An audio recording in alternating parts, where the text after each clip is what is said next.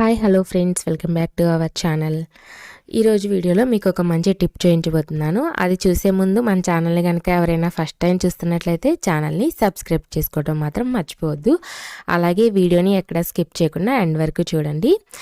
ఈరోజు టిప్ ఏంటంటే, చిక్కుడుకాయలు వలుచుకోవడం చాలా టైం పడుతుంది. అలా కాకుండా చిక్కుడుకాయలు ఎన్నున్నా సరే తక్కువ టైంలో వలిచేసుకోవడం కోసం ఇక్కడ ఒక టిప్ చూపిస్తున్నాను. అదేంటంటే, నార్మల్గా అయితే మనం చిక్కుడుకాయలకి ఇలా రెండు వైపులా పీచు తీసివేసి మధ్యలో పురుగులు ఉన్నాయా లేదా అని చూసి కట్ చేసుకుంటాము.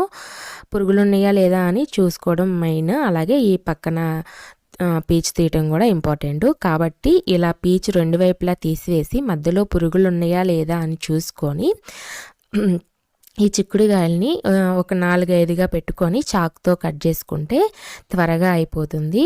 అలాగే చాకుతో కట్ చేసుకోవడం వల్ల చిక్కుడుకాయలన్నీ కూడా ఒకే సైజులో చిక్కుడుకాయ ముక్కలన్నీ కూడా ఒకే సైజులో కట్ అవుతాయి.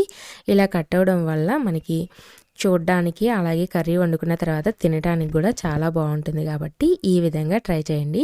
చూస్తారు కదా, వీడియోలో నేను ఒకసారి 4 చిక్కుడుకాయలను పెట్టి కట్ చేస్తున్నాను.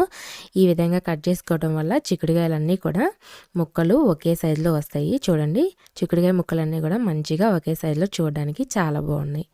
ఈ టిప్ కనుక మీకు నచ్చినట్లయితే వీడియోని తప్పకుండా లైక్ చేయండి. అలాగే మన ఛానల్ని సబ్స్క్రైబ్ చేసుకొని సపోర్ట్ చేయండి.